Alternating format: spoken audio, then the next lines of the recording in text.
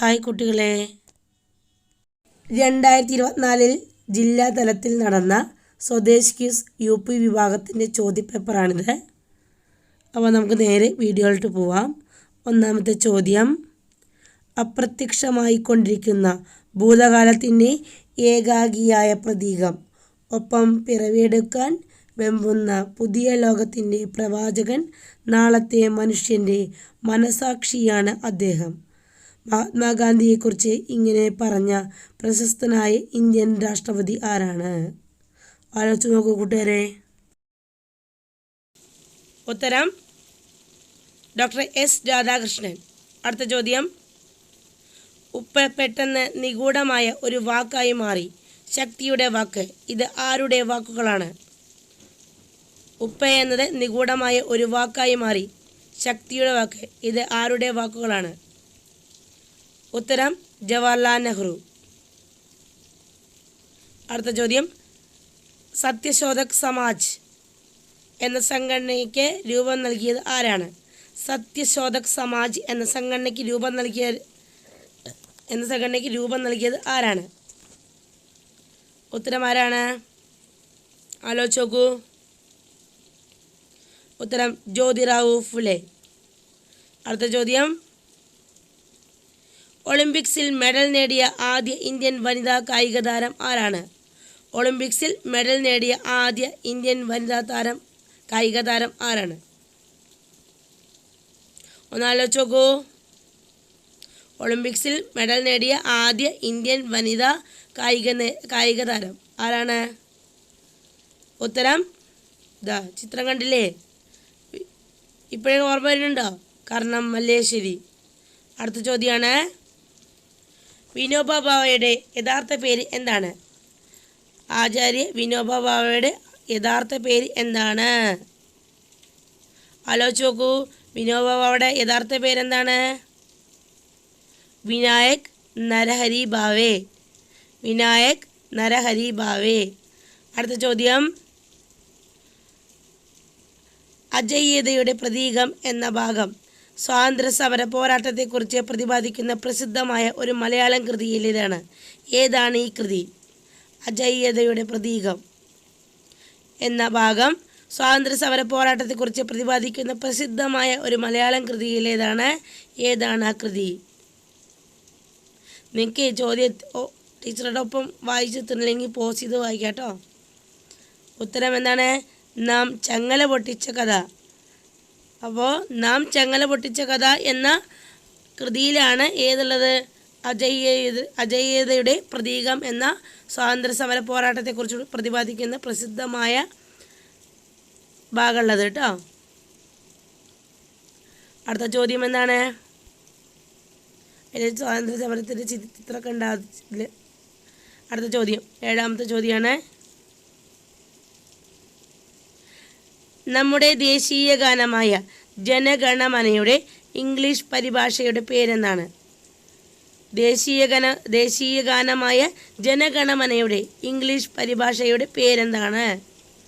ഉത്തരം എന്താണ്? ആലോചിച്ച് നോക്കൂ കൂട്ടുകാരെ. ഉത്തരം മോർണിംഗ് സോങ് ഓഫ് ഇന്ത്യ. അടുത്ത ചോദ്യം: ഇന്ത്യൻ ദേശീയ പതാകയിൽ വെള്ള നിറം നിർദ്ദേശിച്ചത് ആരാണ്? ആരാണ് വെള്ള നിറം നിർദ്ദേശിച്ചത്? ഉത്തരം ആലോചിച്ച് നോക്കൂ കൂട്ടുകാരെ. ഉത്തരം എന്താണ്? മഹാത്മാഗാന്ധി. ഓരോ നിറം എന്തിനെ സൂചിപ്പിക്കുന്നു എന്നൊക്കെ ആലോചിച്ച് വെച്ചോളൂ കേട്ടോ. വെള്ള, ചുവപ്പ്, പച്ച, ഓരോ നിറത്തിനും ഞാൻ കഴിഞ്ഞ വീഡിയോയിൽ ഇട്ടിട്ടുണ്ടായിരുന്നു. വേണ്ടവരത് പോയി കണ്ടോളൂ. പിന്നെ അതുപോലെ അശോക ചക്രത്തിൻ്റെ എന്തിനെയാണ് സൂചിപ്പിക്കണതെന്നൊക്കെ കേട്ടോ. അടുത്ത ചോദ്യം: ഏത് വർഷം ജയിലിൽ കഴിയുമ്പോഴാണ് ഗാന്ധിജി ഹരിജൻ വാരിക ആരംഭിച്ചത്? ഏത് വർഷം ജയിലിൽ കഴിയുമ്പോഴാണ് ഗാന്ധിജി ഹരിജൻ വാരിക ആരംഭിച്ചത്? ഹരിജൻ വാരിക ആരംഭിച്ചത് ഗാന്ധിജിയാണ്. അത് ഏത് വർഷമാണ്? ഉത്തരം എന്താണ്? 1933. 1933 ഗാന്ധിജി ഹരിജൻ വാരിക ആരംഭിച്ചത്. അടുത്ത ചോദ്യം എന്താണ്? കേരളത്തിലെ മുൻ MLA ആയിരുന്ന PT തോമസിൻ്റെ പേരിൽ ഏർപ്പെടുത്തിയ പ്രഥമ PT തോമസ് പുരസ്കാരം നേടിയ ഈ വ്യക്തി ആരാണ്? എവിടെയെങ്കിലും കണ്ട പരിചയമുണ്ടോ? കേരളത്തിലെ മുൻ MLA ആയിരുന്ന PT തോമസിൻ്റെ പേരിൽ ഏർപ്പെടുത്തിയ പ്രഥമ PT തോമസ് പുരസ്കാരം നേടിയ ഈ വ്യക്തി ആര്? ആലോചിച്ച് നോക്കൂ കൂട്ടുകാരെ. ഈ വ്യക്തിനെ എവിടെയെങ്കിലും കണ്ട പരിചയമുണ്ടോ? ഉത്തരം മാധവ് ഗഡ്ഗിൽ. മാധവ് ഗാഡ്ഗിൽ റിപ്പോർട്ടൊക്കെ ഇതിൻ്റെ ഇടയ്ക്ക് ഉണ്ടായിരുന്നു. അതൊന്നും ടീച്ചർ ടച്ച് ചെയ്യുന്നില്ല. അത് നമുക്ക് വരാൻ സാധ്യതയില്ല ഇരിക്കണം. അടുത്ത ചോദ്യം, 11ാമത്തെ ചോദ്യം. തിരഞ്ഞെടുപ്പിലൂടെ അധ്യക്ഷ പദവിയിലെത്തിയ ഇന്ത്യൻ നാഷണൽ കോൺഗ്രസിൻ്റെ ആദ്യ പ്രസിഡന്റ് ആരാണ്? തിരഞ്ഞെടുപ്പിലൂടെ അധ്യക്ഷ പദവിയിലെത്തിയ ഇന്ത്യൻ നാഷണൽ കോൺഗ്രസിൻ്റെ ആദ്യ പ്രസിഡന്റ്. ഉത്തരം എന്താണെന്ന് ആലോചിച്ച് നോക്കൂ. ഉത്തരം സുഭാഷ് ചന്ദ്രബോസ്. 12ാമത്തെ ചോദ്യം. സ്മരിപ്പിൻ ഭാരതീയരെ, നമിപ്പിൻ മാതൃഭൂമിയെ, മുലപ്പാൽ തന്നൊരമ്മയെ എന്നാളും മറക്കുമോ? ദേശാഭിമാനം ജ്വലിക്കുന്ന ഈ വരികൾ രചിച്ചത് ആരാണ്? സ്മരിപ്പിൻ ഭാരതീയരെ, നമിപ്പിൻ മാതൃഭൂമിയെ എന്ന് തുടങ്ങുന്ന വരികൾ രചിച്ചത് ആരാണ്?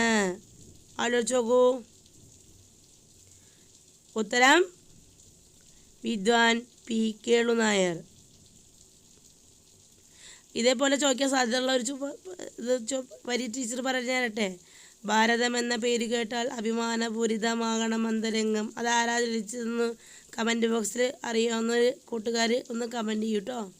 ഭാരതം എന്ന പേര് കേട്ടാൽ അഭിമാനപൂരിതമാകണം എന്നന്തരംഗം. കേരളം എന്ന് കേട്ടാലോ തിളയ്ക്കണം ചോര ഞരമ്പുകളിൽ. അടുത്ത ചോദ്യം. 1947 ഓഗസ്റ്റ് 15 നെഹ്റു ഇന്ത്യൻ ദേശീയ പതാക ഉയർത്തിയത് ചെങ്കോട്ടയുടെ ഏത് കവാടത്തിലാണ്? അപ്പോൾ ഇന്ത്യയുടെ ദേശീയ പതാക 1947 ഓഗസ്റ്റ് 15 നമുക്ക് സ്വാതന്ത്ര്യം കിട്ടിയ സമയത്ത് നെഹ്റു ഉയർത്തിയിട്ടുണ്ട്. അത് ചെങ്കോട്ടയുടെ ഏത് കവാടത്തിലാണെന്നാണ് ചോദ്യം. ആലോചിച്ച് നോക്കൂ. ഉത്തരം ലാഹോറി ഗേറ്റ്. ഈ ഗേറ്റില്ലേ, ഈ ചിത്രം അത് ആലോചിച്ചോളൂ. ഈ കൊല്ലം അല്ലെങ്കിൽ അടുത്ത കൊല്ലം എപ്പോഴെങ്കിലും ചോദിച്ചാലോ. ഇതാണ് ലാഹോറി ഗേറ്റ്. ഓക്കെ. അടുത്ത ചോദ്യം 14ാമത്തെ 14th ചോദ്യം. കേരള ഹൈക്കോടതിയുടെ ചീഫ് ജസ്റ്റിസ് ആരാണ്? കേരള ഹൈക്കോടതിയുടെ ചീഫ് ജസ്റ്റിസ് ആരാണ്? ഇപ്പോഴത്തെ ചോദിക്കണം. അതാണ് ജസ്റ്റിസ് നിതിൻ ജംദാർ. ജസ്റ്റിസ് നിതിൻ ജംദാർ. അടുത്ത ചോദ്യമാണ്. എത്ര ദിവസത്തെ യാത്രയ്ക്ക് ശേഷമാണ് ഗാന്ധിജിയും അനുയായികളും ദണ്ഡി കടപ്പുറത്ത് എത്തിയത്? എത്ര ദിവസമെടുത്തു ദണ്ഡി കടപ്പുറത്തെത്താന്ന്? ഉത്തരം 24 ദിവസം. ദണ്ഡി യാത്രയുടെ ചിത്രം കേട്ടോ. അടുത്ത ചോദ്യം. 24 ദിവസം കൊണ്ടാണ് ദണ്ഡി യാത്ര ചെയ്തവരെത്തിയത്. 16th ചോദ്യം, 16ാമത്തത്. ഇന്ത്യയും ഇംഗ്ലണ്ടും തമ്മിലുള്ള ബന്ധത്തിൻ്റെ നടുവിൽ ഭഗത് സിംഗിൻ്റെ ജഡം എന്നും തൂങ്ങി നിൽക്കുക തന്നെ ചെയ്യും. ഇത് ആരുടെ വാക്കുകളാണ്? ഇന്ത്യയും ഇംഗ്ലണ്ടും തമ്മിലുള്ള ബന്ധത്തിൻ്റെ നടുവിൽ ഭഗത് സിംഗിൻ്റെ ജഡം എന്നും തൂങ്ങി നിൽക്കുക തന്നെ ചെയ്യും. ആരുടെ വാക്കുകളാണിത്? ഉത്തരം ജവഹർലാൽ നെഹ്റു. 17ാമത്തെ ചോദ്യം. INA ഇന്ത്യൻ നാഷണൽ ആർമി, അതാണ് INA പൂർണ്ണരൂപം. INA വനിതാ വിഭാഗം ഏത് പേരിലായിരുന്നു അറിയപ്പെട്ടിരുന്നത്? ഇന്ത്യൻ നാഷണൽ ആർമിയുടെ വനിതാ വിഭാഗം അറിയപ്പെട്ടിരുന്നത് ഏത് പേരിലാണ്? ഉത്തരം എന്താണ്? ഝാൻസി റാണി റെജിമെൻറ്റ്. ഝാൻസി റാണി റെജിമെൻറ്റ്. അടുത്ത ചോദ്യം 18ാമത്തെ ചോദ്യമാണ്. ബ്രിട്ടീഷുകാർ ഇന്ത്യൻ അശാന്തിയുടെ പിതാവ് എന്ന് വിശേഷിപ്പിച്ചത് ആരെയാണ്? ബ്രിട്ടീഷുകാർ ഇന്ത്യൻ അശാന്തിയുടെ പിതാവ് എന്ന് വിശേഷിപ്പിച്ചത് ആരെയാണ്? ഉത്തരം എന്താണ്?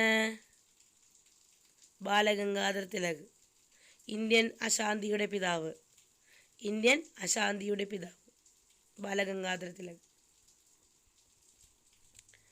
1942 ക്വിറ്റ് ഇന്ത്യ സമരത്തിൽ പങ്കെടുത്ത് ഇന്ദിരാഗാന്ധിയെ തടവിലാക്കിയ ജയിൽ ഏതാണ്?